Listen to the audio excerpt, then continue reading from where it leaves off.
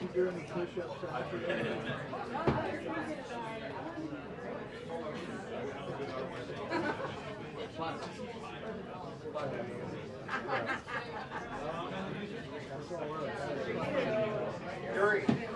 Yuri, she's not going to make it. I just texted her. Okay. I texted her for about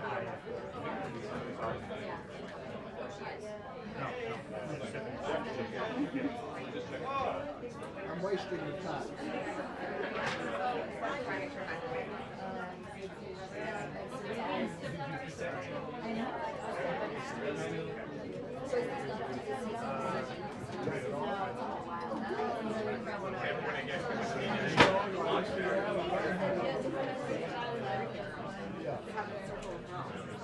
Let's see.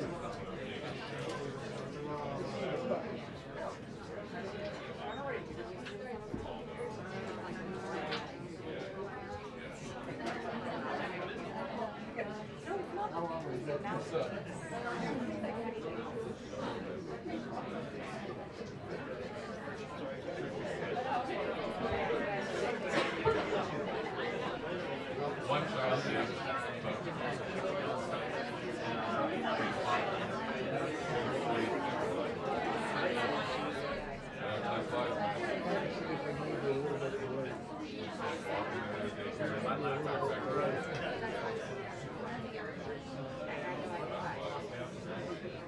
Really bad.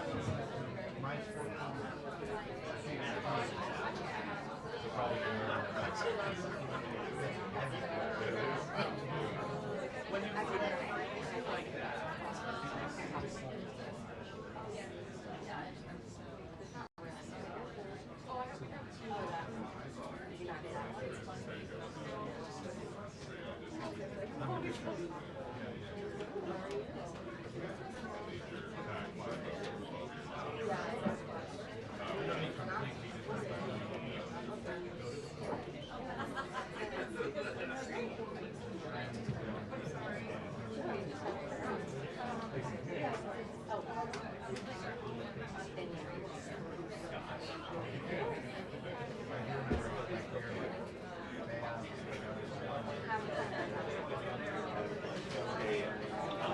To bug you, is there any way you can spread that more, like, just so that it's not here and slightly up a little bit?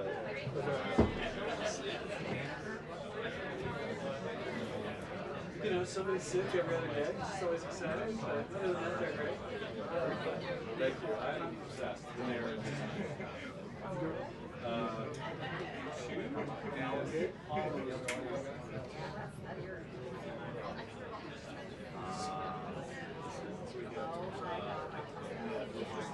Me, I will be like this.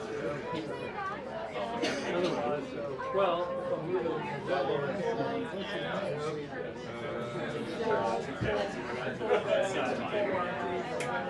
One day. Yeah.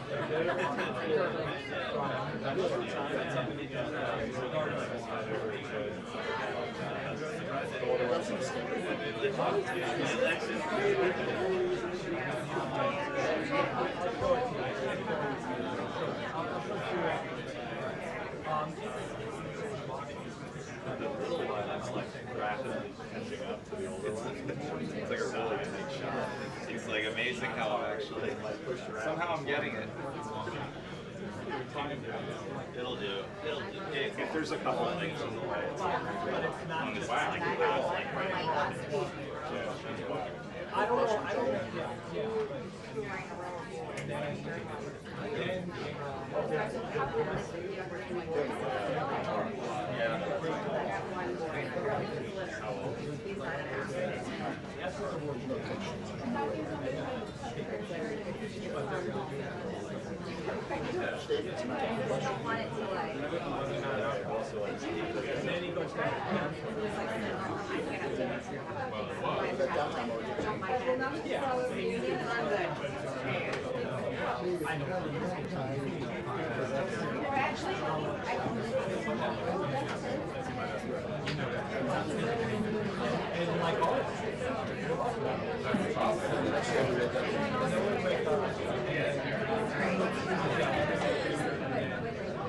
Close to us.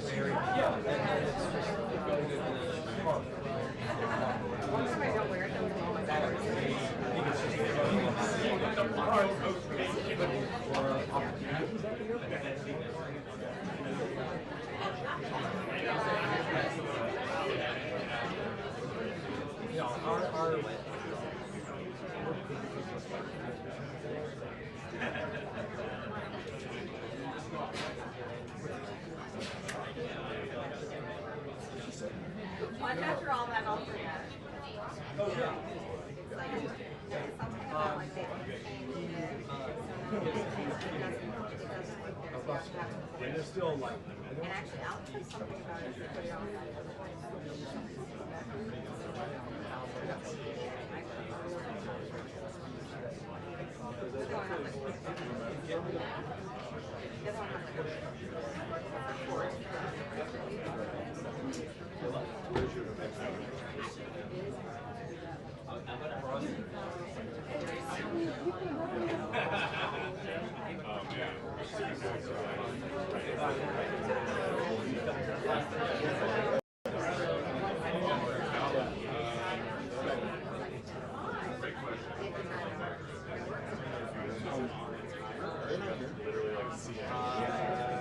well, he's actually, I mean,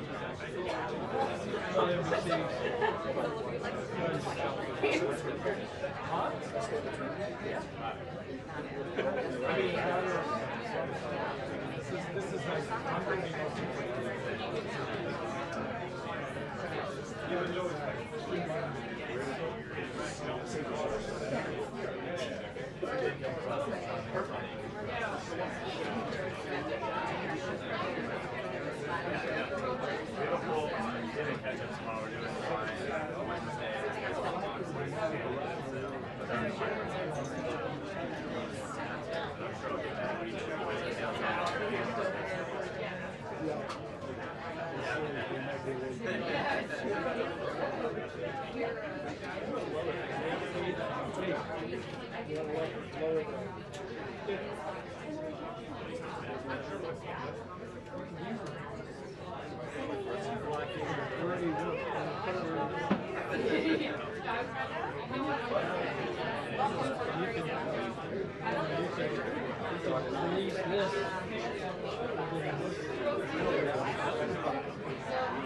Well, if it makes it flat for you.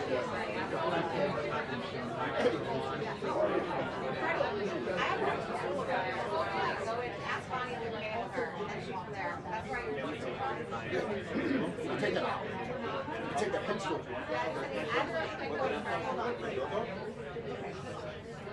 That's mine. That's how it winds.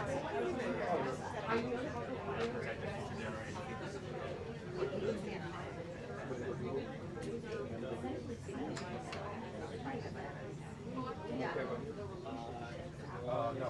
You should. Yeah. Thank you. That's great. Thank you. Yeah. You might have to lean your right. Because you don't block out.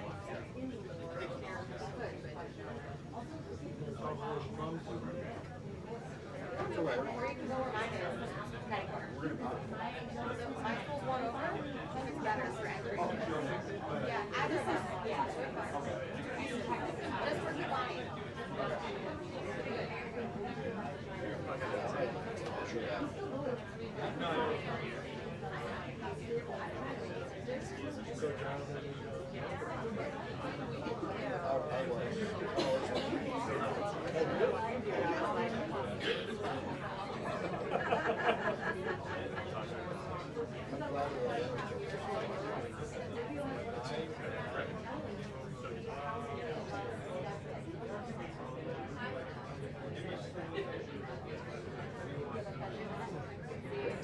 Exactly what you mean.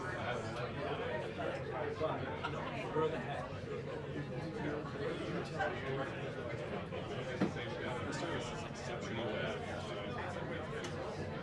You're in a different situation.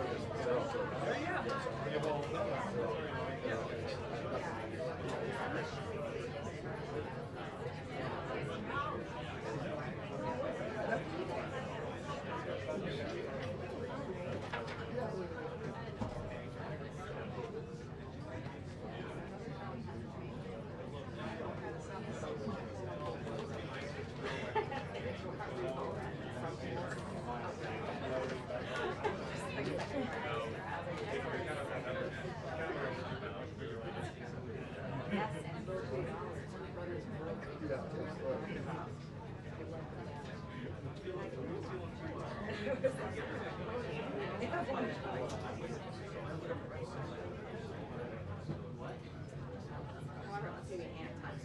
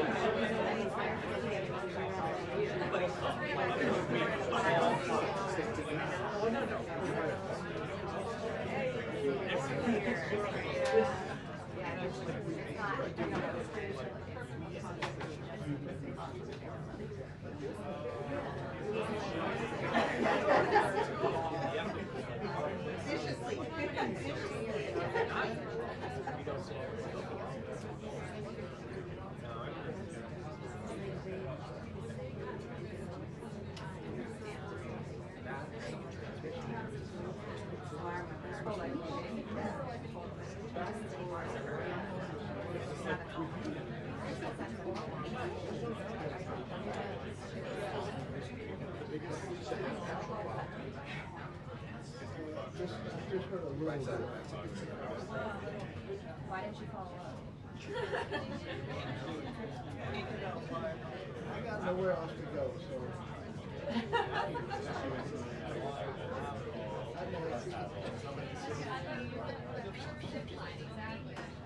What I did on my summer vacation. Well, that's all right.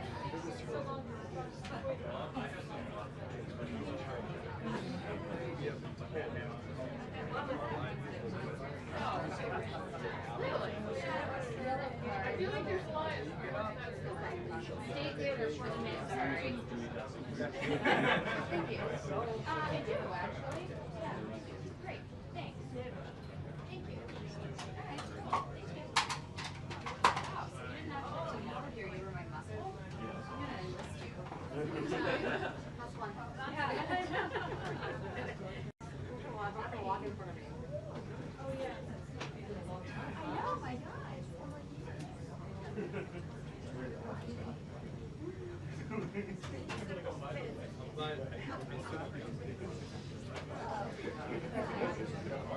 Great. Well, yeah, but I mean, I'm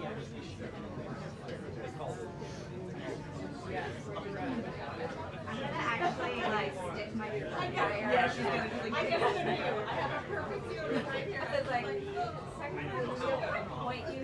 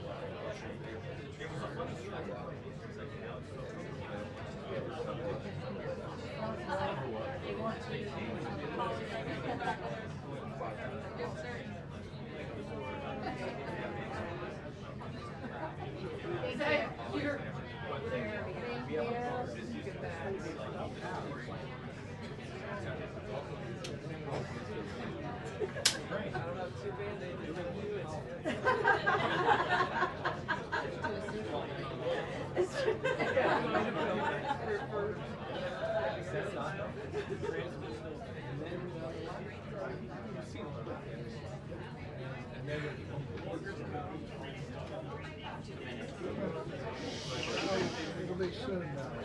Thank you, Stevie. Thank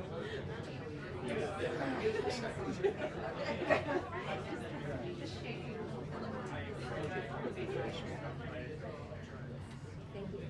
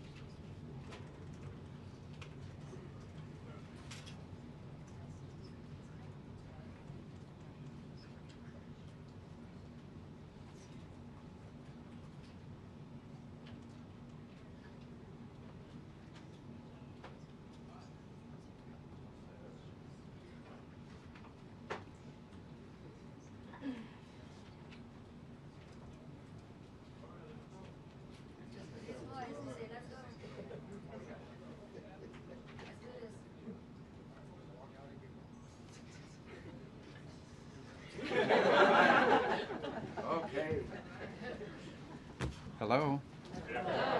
Thank you guys for having me today. I'll be filling in for Caroline today, obviously. So I'll have a brief remarks here, and then we'll get to your questions.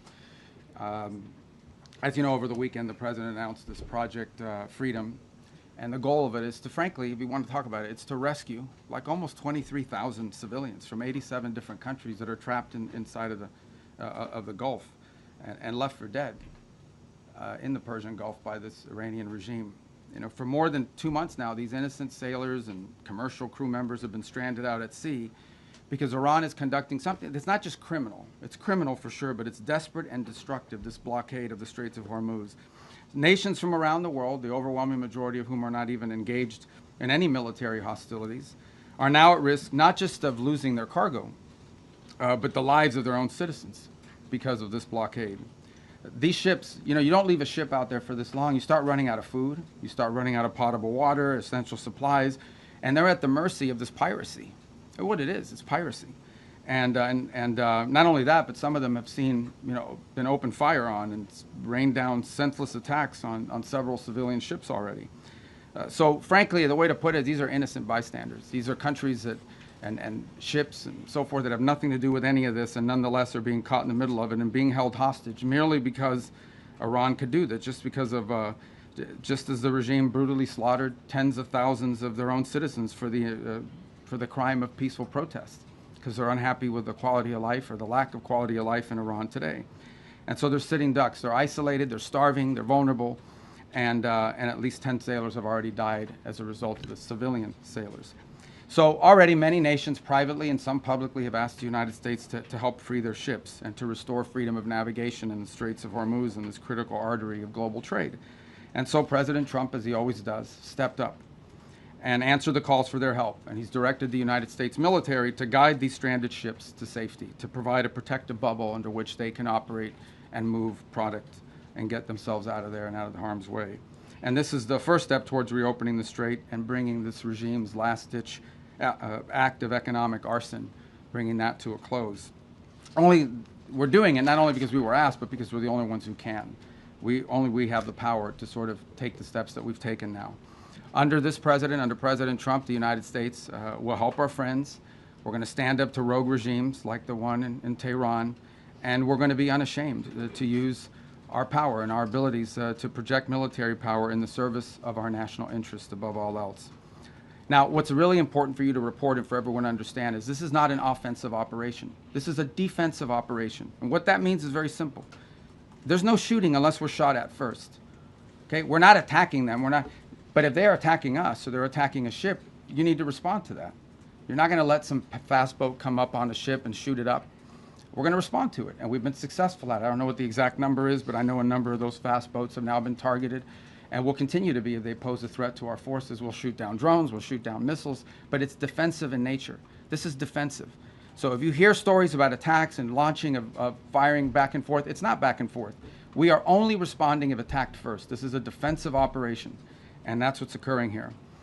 Just about the importance of the Straits for a moment. This is approximately a quarter of the world's oil trade, along with significant volumes of fuel and fertilizer that operate through the Straits of Hormuz.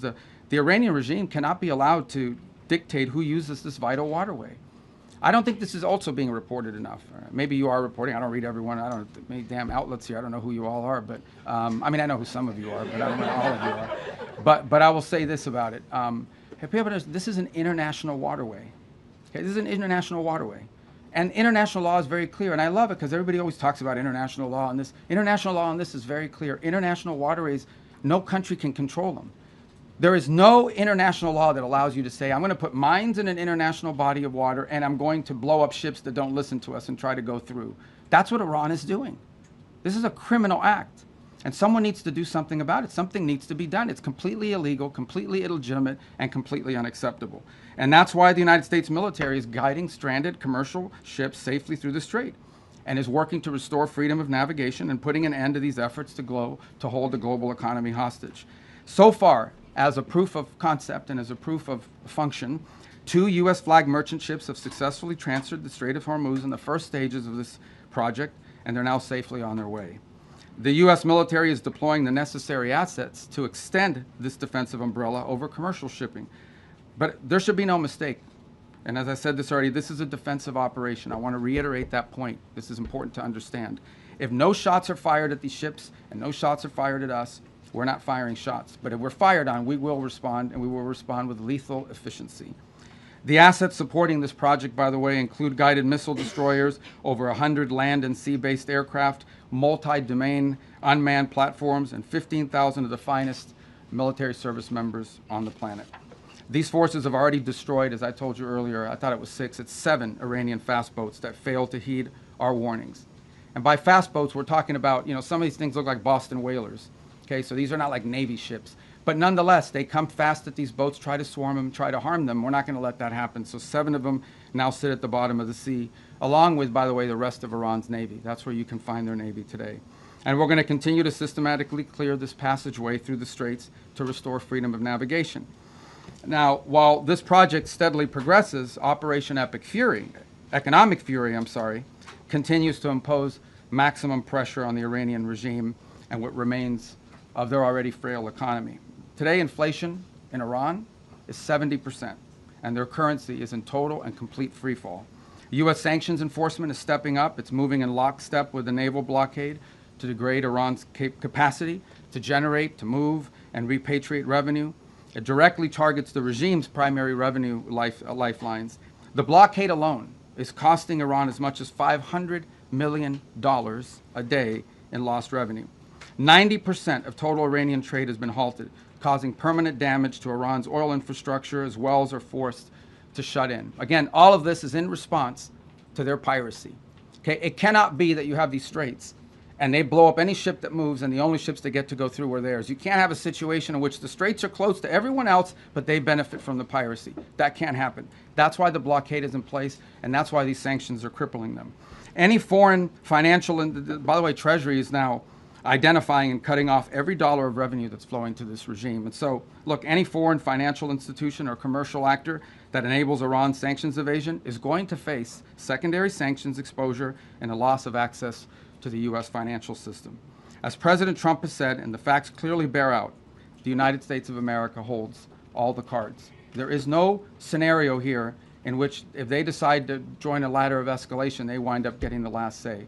But our preference is for these straits to be opened to the way they're supposed to be opened, back to the way it was. Anyone can use it, no mines in the water, nobody paying tolls. That's what we have to get back to, and that's the goal here.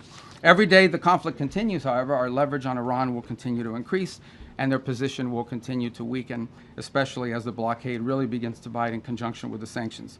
So, look, the time's come for Iran to make a sensible choice. And it's not easy for them to do that, obviously, because they have a fracture in their own leadership system. And apart from that, I mean, the top people in that government are, to say the least, they're insane in the brain. And so we need to address that, and it's difficult because it's hard to get past that in their system. But it's important for them to make a sensible choice and the one that's right for their people. The president, our president, has proven time and again that his preference is peace. But Iran must accept the reality of this situation and come to the negotiation table and accept terms that are good for them, but ultimately good for the world. The diplomatic path, if there's a real diplomatic path, I'm not sure there's going to be one, but if there's a real diplomatic path and we continue to explore it, Steve and Jared are working on that very hard. If there is one there, it could be one that leads them to reconstruction, to prosperity, and to stability, and to not posing a threat to the world. The alternative is growing isolation, economic collapse, and ultimately total defeat. I know what the right choice is for Iran. I hope that the people over there making decisions will make the right one. The last point I would make, and it really is important for them to understand this, is they really shouldn't test the will of the United States, at least not under President Donald Trump. He has proven time and again that he will back up what he says. And if they test him, ultimately they will lose. The hard way, the easy way, the long way, the short way, they will lose. And with that, it's time for your questions. So, Catherine, why don't we start with you first? Hi, Catherine Herridge. I'm an independent journalist. Secretary Rubio, have you seen any recent indications that Iran is willing to give up its nuclear weapons program that is credible, verifiable, and that would lead to an immediate de-escalation? Well, look, this is a long-standing problem for them, right? I mean, they have wanted, they have always said they don't want a nuclear weapon. That's because they've always said that, they just don't mean it. And why do you say, well, how do you know they don't mean it? Well, we don't mean it because they're doing all the things, and historically have tried to do all the things that you do if you want a nuclear weapons program. For example, they innovate and try to innovate long-range delivery missiles that now, in some cases, are capable of reaching much of Europe. They build these large underground centrifuges for enrichment activity. There are countries in the world that are involved in the enrichment business, but these guys do it in mountains and in caves and in hiding. They've always had secret components of their nuclear program undisclosed to the world. And we know for a fact that they retain highly enriched uranium at 60%, that they did so. And that has no civilian use, none, zero whatsoever. So they have an opportunity here to agree to something that will make it clear that they're not interested in a one thing is to say we don't want a nuclear weapon. Another thing is to do the things that prove you don't want a nuclear weapon. By the way, if what Iran wants is a civilian nuclear program for power plants and stuff like that, there are a lot of countries in the world that have that, and they don't enrich. They import the enriched material. You know, they could have that if that's what they wanted, but they're not acting like that's what they wanted. They're acting like they want a military, nuclear program. That's unacceptable. So that's the process we're engaged in now. To create, that's the object of this diplomacy, is to come up with some level of understanding about what are the topics that they've agreed to negotiate on. We don't have to have the actual agreement written out, and one day this is highly complex and highly technical. But we have to have a diplomatic solution that is very clear about the topics that they are willing to negotiate on and the extent and the concessions they're willing to make at the front end in order to make those talks worthwhile. That's what Steve and Jared and the whole team is working on, and I hope to have good news on it. That's the outcome we would prefer. That's the outcome we would have preferred a year ago. That's the outcome I think most of us would have preferred a long time ago. But that's not the option they've given us given their activity. All right, there's no way I can figure out who to call on. I'm just going to press right in the middle, right there, you right there, yeah. Right in the back row. Thank you, Mr. President. I'll go to you next. I can't get everybody. You know that. All right, go ahead. Thank you, Secretary Rubio. Keep going right. Welcome to the White House. What's You're that? talking to me, sir? Yeah, to you, yes, sir. Thank you. I have two questions on two separate issues that come Do they under... get two questions for these? Two questions. There's a lot of people in here. That fall under your umbrella. All right, well, you can ask me two questions. I'll give you one answer. Go ahead. Thank you very much.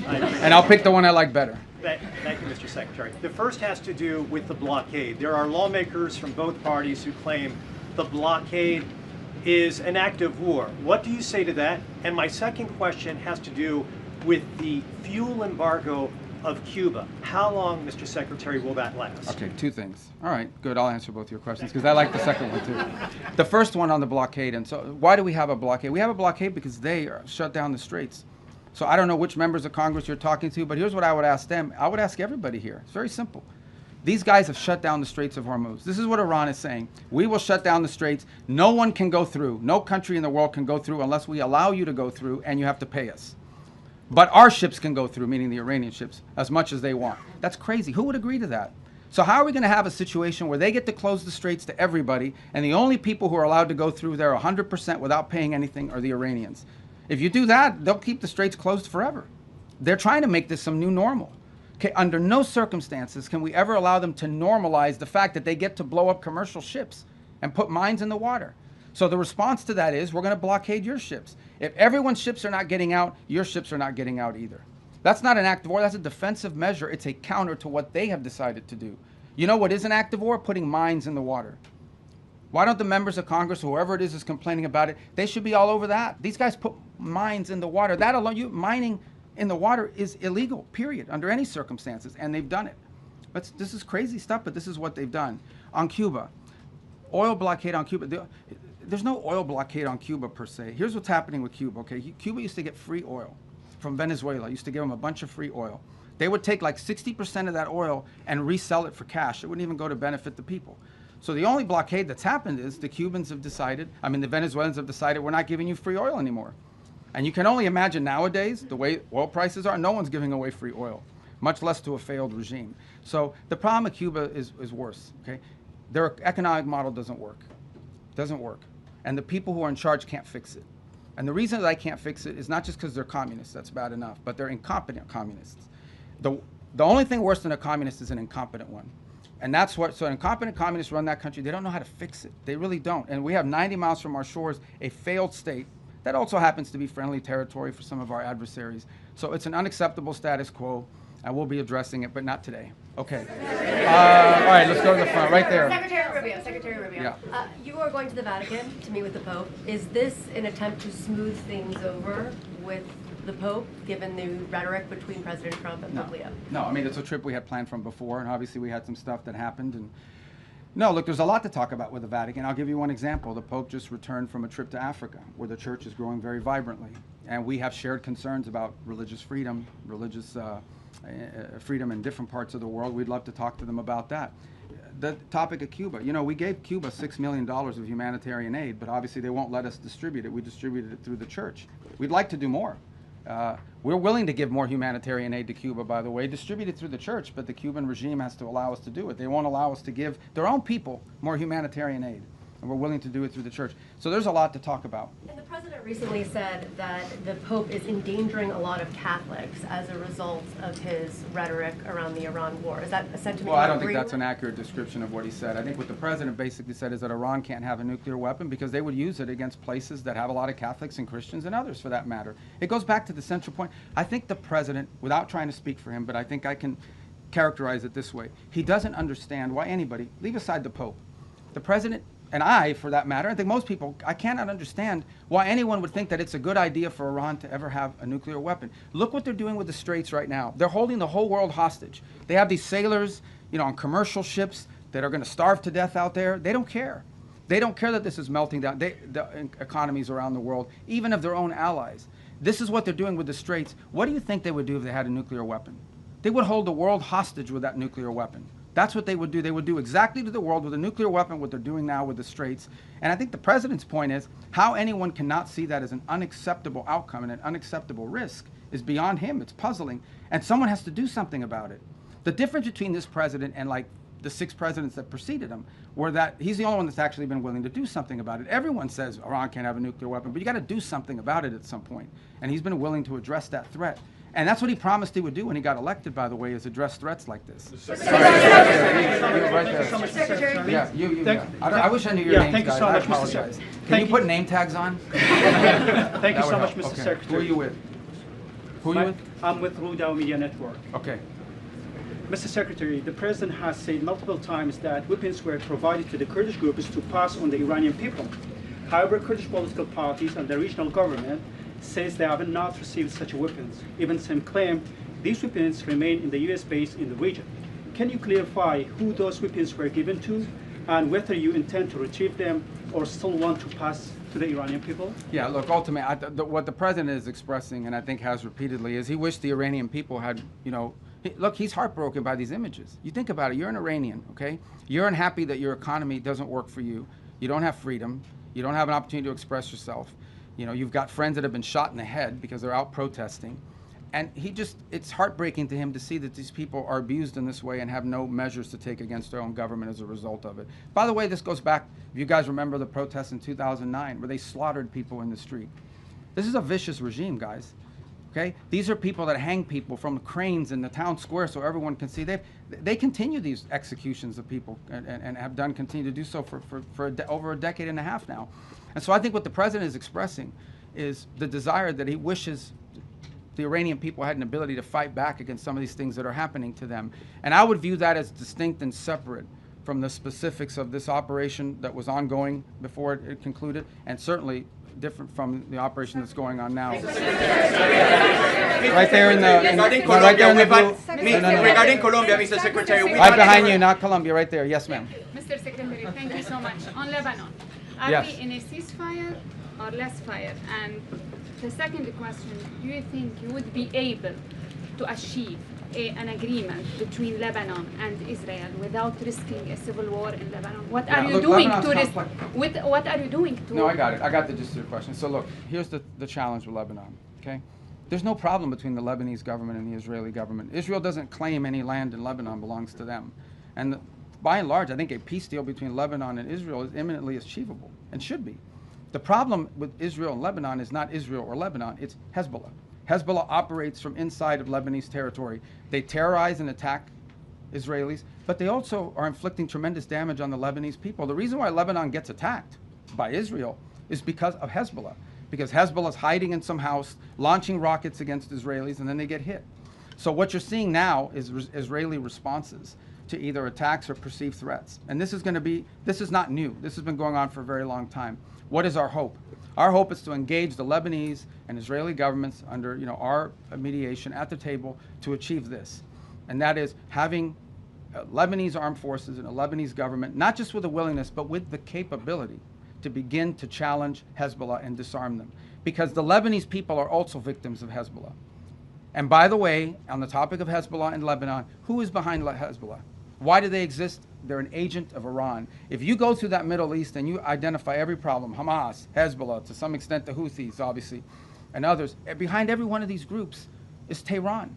So apart from the nuclear weapons, apart from all these other things, these guys are behind all the bad actors. Hezbollah is a wing. It's an extension of Iranian desire to destabilize the region. So we're very committed to this process. It's not going to be easy. You're asking me a complex question. You know this has been going on for a very long time. It's not going to be easy. We're going to do everything we can to make sure that both sides continue to talk so that progress can be made on some sort of permanent ceasefire that isn't constantly spoiled by Hezbollah and by Hezbollah violence. Right in the middle. Thank you, sir. I'm winging it, guys, okay? Right there, yes, sir. You mentioned the 2 U.S. ships that safely crossed the Strait of Hormuz. Are other ships being told it's safer to get back to regular levels, or are we still going to see limits in place for the foreseeable future? For obvious reasons, I'm not going to broadcast who we're talking to or who we're telling them to move. I mean, we want these operations to be safe, and I think as it unfolds and ships get through, we'll make those announcements after the fact, just for operational security purposes. But the goal here is pretty simple. Establish a zone of transit that is protected by a bubble, the United States, both naval and air assets, and then allow ships who want to move through there and get to market, to begin to increase confidence in the ability to do so. That doesn't happen in 12 hours. It takes time to set up that bubble and gain that confidence, but that's the goal. We have been in touch. We've been in touch, I don't know, with a bunch of different liners about moving, and we're hoping to continue to improve the security situation, and we'll start to see some of that movement, and we'll announce it as it happens after the fact. We're not going to be like broadcasting, hey, tomorrow at 12, ship X is going to be coming through, for obvious reasons, because that degrades the security. But we feel confident we're going to be able to achieve that. Look, it's not going to solve the whole Straits problem. It's going to solve a lot of it, but it's important to challenge what Iran is doing now. Guys, again, I wonder if you take anything away today, and I can't tell you what to write, but Iran cannot be allowed to normalize this control of the Straits. It's completely unlawful, illegal, It's outrageous. And every country in the world should be joining us and condemning it and doing something about it. But the United States has stepped up and is trying to do something about it. Right there. Regarding Colombia, Mr. Secretary, we've had several tourists. I'm sorry. We'll see if we get to Colombia today. Go ahead. You guys have an election. Why don't you wait till after your election? Mr. Secretary, John Michael Ross with Daily Mail. I was curious about your meeting with Southcom earlier. There was a picture, a map of Cuba behind you. What did you discuss with Southcom about Cuba? And do you have any updates on? I'm not going to tell you what I discussed with Southcom. but it had to do something with Cuba. No, what about? Cuba's in Southcom. You know, Fair it's the enough. closest part. And so the second point, I was there. Our ambassadors were in from the whole Western Hemisphere. I was addressing them. You know, meeting the general who just took command of Southcom. And there happened to be a map of Cuba. And I said, it'd be good if we took a picture in front of that map because it's like the closest thing in Southcom to the United States. So there it is. We have maps of other countries, huh? What about Greenland? Did you update on Greenland? No, they didn't have that map then. They only had in the red, right there in the red. In the red, okay. Cristina de Telemundo, Mr. Sec. Can I ask you in Spanish or can I ask Yeah, you you can answer in Spanish. You can ask me. Okay. And they'll have to translate for them what you ask So me. I'll say it in English, and if you can answer in both languages. Today I checked the webpage of the State Department, and there's still a $25 million bounty on Diosdado Cabello, the Secretary of Interior, for drug trafficking and narco-terrorism. I was wondering if that has been put on hold, or if you're negotiating with President Delcy Rodriguez to turn him over. Yeah, I don't have any updates for you on that. The website is what it is, and that's where it stands. That policy hasn't changed. But guys, I mean, let's be mature here a little bit. I'm not going to tell you about what we're talking about with the leader of these countries. El Departamento de Estado sigue considerando a Diosdado Cabello un narcoterrorista y un narcotraficante, como dice en la página del Departamento de Estado. La política de Estados Unidos en ese tema no ha cambiado, y cuando cambie te dejaremos saber. The politics of the United States on that, the policy of the United States on that topic hasn't changed. When it does, you know, obviously we'll inform you, but I don't have any news for you on that today. Right there in the green. I'll get to you guys. Are you guys all the TV people? Yeah. All right, go ahead. I'm sorry. Go. I'm learning. They gave me a little map. I don't know where I put it of the people here. Some of you had like red X's. I'm kidding. No, it's not true. Go ahead. Thank you, Mr. Secretary. The average price of gas in the country right now is $4.50. Do you have a thought on how long Americans are supposed to kind of accept this? Do you think it will affect Republicans' majorities in the midterms? Well, I'm not going to speculate on the politics of it. You can tell me. I mean, look, it's obviously being driven by global events. That was true during the Russia-Ukraine war as well, where you saw that come up. It's one. Look, we don't benefit from the straits as much as other countries. I don't know if you've seen what the gas prices are like in other parts of the world that are really suffering big time. So we're very fortunate that the United States, I believe right now, is like the world's largest net exporter of oil and natural gas as a result, not because of this war, but because we have this capacity. So we've been insulated to some degree. We're obviously still vulnerable to some extent to global prices, and so, but in the end, I mean, we're more insulated than other countries, even though that's not welcome news to Americans that are paying more at the pump, no doubt about it. And it certainly is one of the circumstances of it. There are people that were predicting would be much higher at this point, but we're not taking that for granted. Suffice it to say that this is, think about it this way. Everybody needs to think about it this way. If Iran had a nuclear weapon and they decided to close the straits and make our gas prices like $9 a gallon or $8 a gallon, we wouldn't be able to do anything about it because they have a nuclear weapon. And a nuclear-armed Iran could do whatever the hell they want with the straits, and there's nothing anyone would be able to do about it. And that's one of the many reasons, apart from like the massive loss of life in a nuclear strike, why Iran can never have a nuclear weapon. I mean, so this is an example of, if they had a nuclear weapon, they closed the straits and they would tell the world, what are you going to do about it? We have a nuclear weapon, we can attack you with it.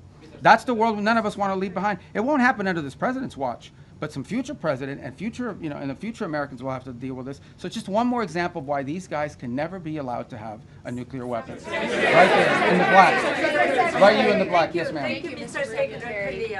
Where you, no, right there, I know you both are wearing black. Thank you. She's closer. No, you don't have black, you have blue on. I'm colorblind, but I know blue and black. Thank you so much. Right there, yes ma'am. No, you, the first one I called on.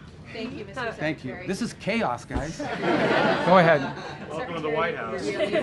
You've long been a leading voice on human rights in China, and so including religious persecution and forced organ harvesting. So President Trump prepares to meet Xi Jinping next week. Do you expect human rights concerns to be on the table? Or Well, we always raise those issues, and they remain true. And I think we've proven in some cases it's most effective to raise them in the appropriate setting. But we always raise those issues. They're important to us, among with others, of course.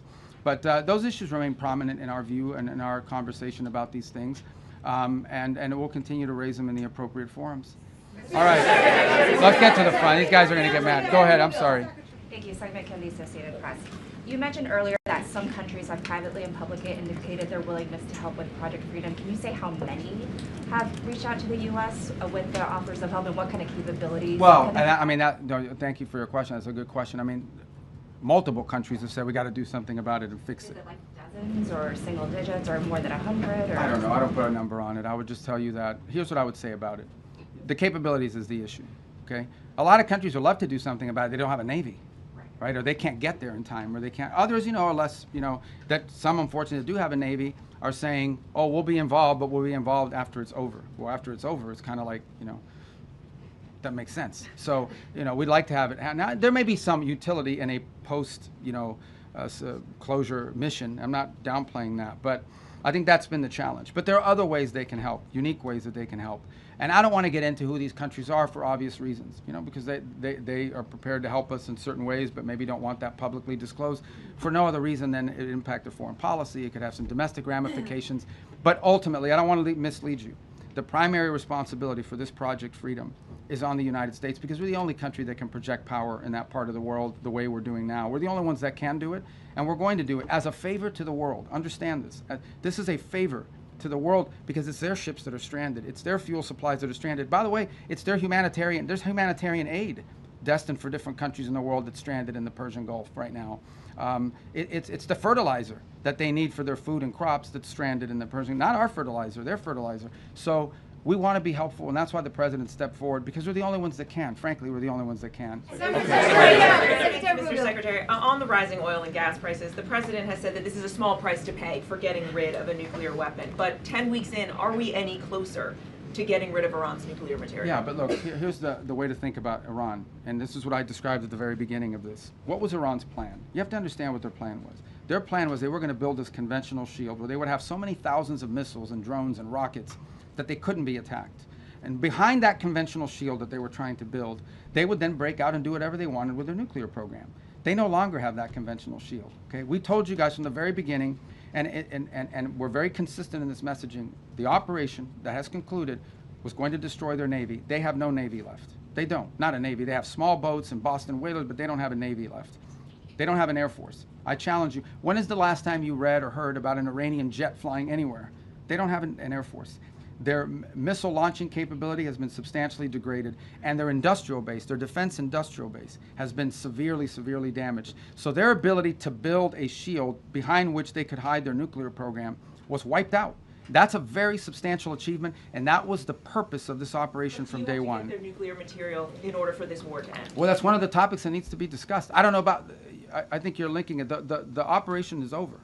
Epic Fury, as the president notified Congress, we're done with that stage of it. Okay, we're now on to this Project of Freedom. As far as a negotiation is concerned, I think the president's been clear that part of the negotiation process has to be not just the enrichment, but what happens to this material that's buried deep somewhere that they still have access to if they ever wanted to dig it out. That has to be addressed, and that's being addressed in the negotiation. I'm not going to go further on what progress has been made on that topic because I don't want to endanger the negotiations, but suffice it to say that the president and this entire team is aware of the centrality of that question, and that will have to be addressed one way or the other. Right there. Right there. Yes. Thank you. Secretary, I have another two-part question for you. Okay. First, are you taking part in those negotiations that you just detailed there? And then secondly, President Trump has made it clear that the U.S. doesn't rely on the Strait of Hormuz. So why should Americans even care about Project Freedom and these shipping tankers going through? Well, I think on the second point is the one I want to address first, and that is why should Americans care and why it matters to us? Because ultimately these things have an impact on the global economy, which ultimately has an impact on our economy in the long term. That's number one. Number two, because if we live in a world where a rogue state like this Iranian regime is allowed to claim as a new normal control of our international shipping lane, it will not be long before you see that happen in multiple shipping lanes around the world. I can identify for you six or seven vital shipping lanes around the world that some countries can decide, guess what? If Iran was able to do it, we're going to do it too. We're not going to start charging tolls. and it'll get closer and closer to us. That's unacceptable. We cannot live in a world, there's a lot of time and energy been invested behind the idea that international waters are free for the free flow of goods.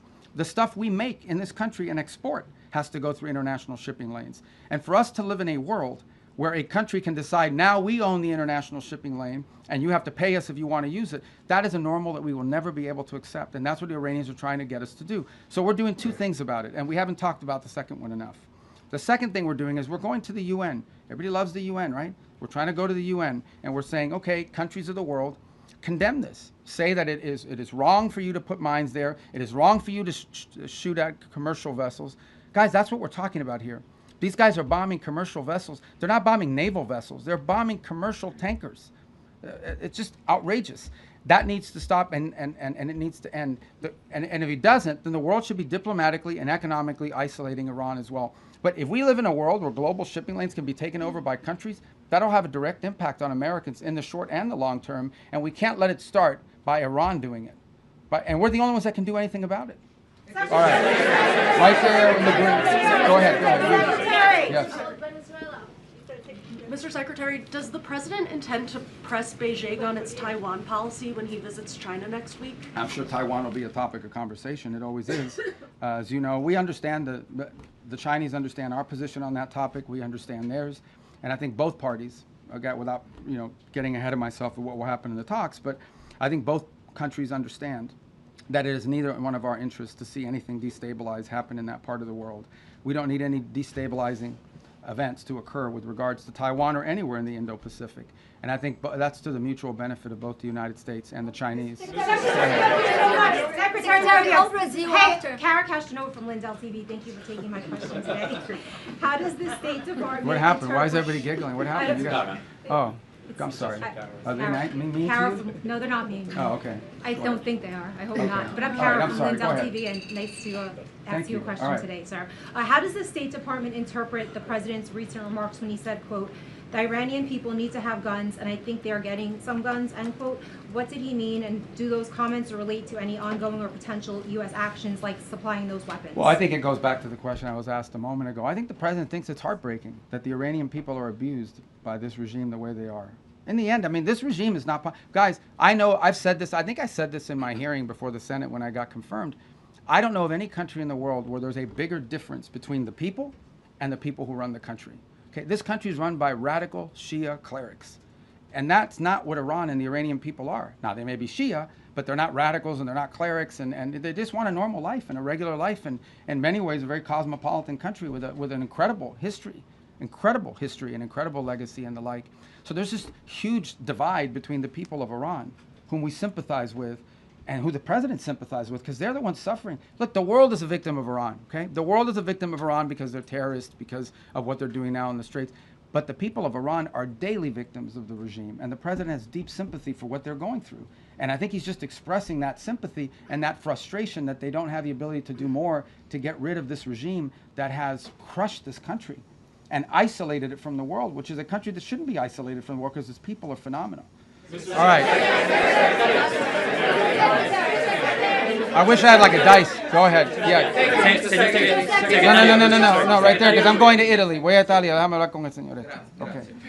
He's Italian. I know him. He used to cover Capitol Hill. You're Italian, right? For many years. For many years. Yeah, okay. Daniele Papatangelo, thank you, Mr. Secretary. So I have two short questions for you. Oh, damn, two questions. What the hell First, as you head to the Vatican and Italy, how do you view the Pope's global role amid current geopolitical shift? And what are your objectives in Italy? Is this trip tied to recent remarks by the President suggesting Italy has not been supported as expected? And the second one is about the Hezbollah in Lebanon. On a recent interview on Fox News, you raised some concern about stronger vetting within the Lebanese armed forces. What do you make? Can you elaborate a little bit? Yeah, I've answered the first one about the Vatican. Look, I mean, the Pope is obviously the vicar of Christ, is a Roman Catholic, but he's also the head of a nation state, and it's an organization that has a presence in over 100-something countries around the world. And we engage with the Vatican quite a bit because they're present in many different places. I've already outlined to you two examples. We worked with the Catholic Church on the distribution of humanitarian aid in Cuba. We share with the Catholic Church a concern about the destruction of religious liberty, the persecution of Christian minorities, And also, you know, the challenges that are being faced by Christians in Africa, where the Pope just recently visited. So we have a lot to talk about with them, and I engage with them quite a bit on that front. So the trip is really not tied to anything other than the fact that it would be normal for us to engage with them, and other Secretary of States have done that in the past. On the second point about Lebanon, also a question that was asked earlier, and what was the Italian part? About the expectation that the president. Oh no! Look, I mean, the Italians have been involved for some time in training the police and in training their forces. So we'd love to hear their input on it. And in the way, look, we welcome everybody's help eventually. What has to happen in Lebanon, what everybody wants to see, is that you have a Lebanese government with the capability to go after Hezbollah and take the Hezbollah apart. There shouldn't be a Hezbollah and a government. There should be a government. Everyone should fold underneath it. And if we do that, then there will be peace between Israel and Lebanon. But we have to build the capacity of the Lebanese to do it. And I think Italy could be helpful in that regard. All right. Did I call on you already? You already got a question? In the green? Did I call on you already? No. Okay, all right. Go ahead. You mentioned the UN resolution that Yes. you announced today. Can you talk about what the goal is with that resolution? And there was a similar one last month that was vetoed by China and Russia. You spoke to the Russian foreign minister. Do you have an assurance that Russia will be on board with this now? Well, we don't know. Yeah, look, I mean, everyone wouldn't want to see this vetoed again, and then we've made some slight adjustments to the language, but I don't know if it'll avoid a veto or not, but the language isn't very complicated. And I think it's a real test for the UN, right? As something that functions that can solve global problems. What is the purpose of the UN? The UN was supposed to be a place where you could peacefully resolve global conflict. Right now you have a country who is unlawfully, criminally, and illegally taking possession of an international waterway and blowing up commercial vessels and putting mines in the water. I don't know if people appreciate how outrageous this is, how unacceptable it is that any country would fire and try to sink commercial vessels or put mines in the water. Both of these things are illegal. And so we're going to take it to the UN, and we're going to give it another chance to be a forum in which we're not even asking people to commit troops to the region and help blow up the Iranian boats. All we're asking them to do is to condemn it, to call on Iran to stop blowing ships, to remove these mines, and to allow humanitarian relief to come through, because there's humanitarian aid that's trapped. That's it. This is a very modest request. And if you're telling me that the international community and hundreds of countries cannot rally behind that, then I don't know what the utility of the UN system is, if it can't even solve something as straightforward as that. And I think to both the Chinese and the Russians, I would argue and have argued that it is in their interest for that resolution to pass and for pressure to be brought on Iran, because it is in their interest not to see international waterways, including the Straits of Hormuz, be closed down and cause economic chaos to dozens and dozens of countries around the world. Okay. Back row, yellow tie. Back row, yes, sir. Yeah. CBN News, you've had a deep faith for God and country. At the end of the day, with all that you've been involved in, keep going. You've been extremely busy. Go ahead, I'm sorry. As we all know. I got to ask you, what is your hope for America at a time such as this? My hope for America? And how do you personally deal with that? Yeah, look, I mean, my hope for America is what it's always been. I think it's the hope I hope we all share. We want it to continue to be the place where anyone from anywhere can achieve anything, where you're not limited by the circumstances of your birth, by the color of your skin, by your ethnicity, but frankly, it's a place where you are able to overcome challenges and achieve your full potential. I think that should be the goal of every country in the world, frankly, but I think in the U.S., we're not perfect. Our history is not one of perfection, but it's still better than anybody else's history, and ours is a story of perpetual improvement. Each generation has left the next generation of Americans freer, more prosperous, safer, and that is our goal as well.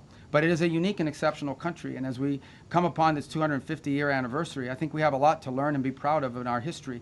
It is one of perpetual and continuous improvement, where each generation has done its part to bring us closer to fulfilling the vision that the founders of this country had upon its founding. So, thank you. All right. I have time for 2 more questions. Oh, crazy. All right, right there in the pink. No, you right there. That lady. No, the one right next to you in the pink. No, the pink. I'm sorry, but I pointed at her. I need to get a laser pointer and just go. Now you in the pink jacket, the lady right there. Thank you. Thank you very much, Mr. Secretary. I have a question on Iran-China relations. Okay. What's your reaction to Iranian foreign minister visit to China? Also, Beijing instructed its firms to ignore U.S. sanctions. Could you also address that? Well, I'll direct you to Treasury on that front. There are options that we have. If you ignore our sanctions, you're going to face secondary sanctions. And I don't have an announcement for you on that today, but we don't do these things, for symbolic purposes.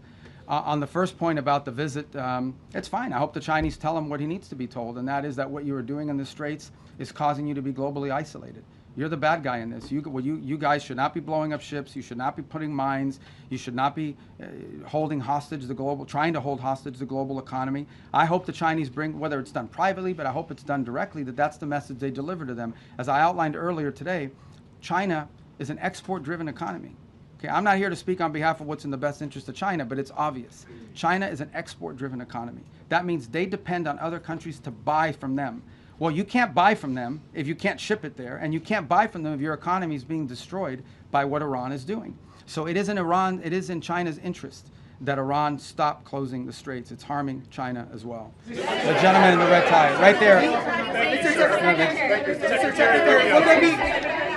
Yes, I'm sorry, what's your name? Liz Landers with PBS NewsHour. Okay. Another question about the China-Iran relationship. You said at the beginning of your comments at the top that every single financial situation will be targeted. Does that include Chinese banks? Would the president sanction We're going to enforce our sanctions. I don't have an announcement for you. That will have to come from Treasury, but we have sanctions in place. And sanctions don't mean anything unless, you're going to do something about them. So I think that's been clear. I think that the Treasury will follow up with any specific announcements. Suffice it to say, we're serious about our sanctions.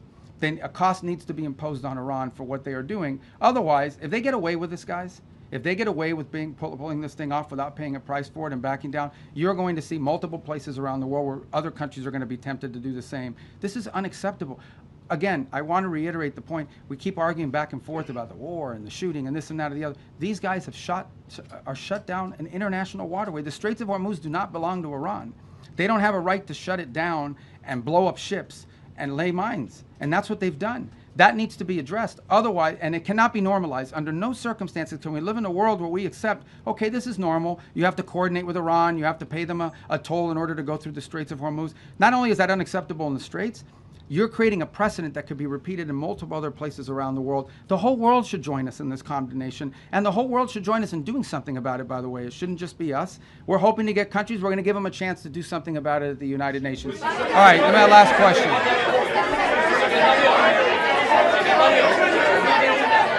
All right, that lady in the right there in the white. Thank you, Mr. Secretary.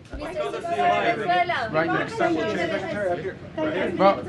Okay, hold on. Stop this up. Go ahead. Okay, I'll do two more, and then I got to go. See in the back. Yeah, go ahead. Iran has shown what? Okay. Iran has shown that it's been able to withstand a lot of pressure. And yesterday, President Trump has said that they may run out of oil storage in 2 weeks. Do you believe that that will be the thing that gets them to the table to give up their nuclear ambitions? And if not, what will be that thing? Well, look, they're suffering devastating damage to their economy. You're right, but it's not that they're able to withstand pressure. It's that they don't care that their people are suffering. You understand, right? There's a difference between we can withstand pressure and we actually don't care. Now, I think there are people in their system that care more than others. Some of the elected people that you see, some of the people you see on television with the suits on, those guys care because they know at the end of the day they have to live in the reality. And then you have another element of their government, the clerics, the IRGC types, who probably are more immune to that and care less. They're more interested in regime survival at all costs. But ultimately, the pressure points are what they are. They divided now than they were before because the administration has said that the Iranian regime is divided, making it very challenging. Well, it's been challenging to deal with them diplomatically because, for example, an offer will be made and then it takes 5 or 6 days to get a response because you have to get it through the whole system. They have to find the supreme leader wherever he hides. They got to get him to sign off, and that's their system. Their system has always been multi-layered in this way. It's obviously become more complex because of the damage they suffered during the war. But look, suffice it to say, Iran has to pay a price. They're not going to change their position out of the kindness of their heart. There has to be a pressure point on them that causes them to realize they cannot continue to close the straits, or they face crushing economic consequences, but also, global diplomatic isolation, which they have proven in the past to be susceptible to. But you're right, they have a high pain threshold, but they don't have an unlimited pain threshold. Nobody does. All right, this has to be the last question. Go ahead. Mr. Secretary, many people want to know, what is your DJ name? My DJ name? Your DJ name. You're not ready for my DJ name. On the war, if the fighting were to resume, because you've said that Operation Epic Fury is over, the president also said that the U.S. would bomb them off the face of the earth if they tried to go after U.S. ships. So if the fighting resumes, are you saying that it would resume under Project Freedom? And I ask, as it relates to the War Powers Act. Yeah, look, the Operation Epic Fury is concluded. We achieved the objectives of that operation. I'm not going to, we're not cheering for an additional situation to occur. We would prefer the path of peace. What the president would prefer is a deal. He would prefer to sit down, work out a memorandum of understanding for future negotiations that touches on all the key topics that have to be addressed, a full opening of the strait so the world can get back to normal. And he preferred that be negotiated through the route that Steve and Jared have been working and that all of us have been supporting. That's the route he prefers. That is so far not the route that Iran has chosen. And so the result has been that the United States has to do something about the fact that we're the only nation on earth that can do anything to open up a lane within the Straits of Hormuz to get product and to rescue these people that are trapped in there. And that's what we're undergoing now. What that may lead to in the future is speculative. I'm not going to speculate about what it would take or what it would do. But look, the message to Iran, these guys are facing, they are facing real catastrophic destruction to their economy, generational destruction to their economy, generational destruction to the wealth of their country, imposed on themselves by the actions that they're taking. They should check themselves before they wreck themselves in the direction that they're going. Does the White House believe that these votes coming up in Congress are a moot point then? Look, guys, I love talking about this topic. It's about the War Powers Act. Yeah. Okay, I love it. I was hoping somebody would ask. All right, hold on. No, boy, you don't let me answer. I got to answer the question. Okay, and I love it. I'll tell you why I love it. Because even as a senator, I said something. The War Powers Act is unconstitutional, 100%. Now, this is not the position of me, not the position of the President of the United States now. This is the position of every single president that has occupied this position since the day that law passed. It's completely unconstitutional. Now, we comply with it in terms of like notification because we want to preserve good relations with Congress, right? And we do that. But even as a senator, I would say that the War Powers Act is 100% unconstitutional. And look, I know some of you, whatever you want to say, but this is not this president's position. That has been the position of every single presidential administration since the day that law passes. An infringement on the president's constitutional powers. We don't acknowledge the law as constitutional. Nonetheless, we comply with elements of it for purposes of maintaining, good relations with Congress. And we want them to be involved and we want them to be informed. I have gone on Capitol Hill, 4 times this year for all senators and all House members and Intel Committee and Gang of 8. We want them to be involved in this, but I want to be clear on the point of the War Powers Act. It's unconstitutional, and every president and every administration has taken that position. All right, guys, I gave you 50 minutes. Thank you, guys. Thank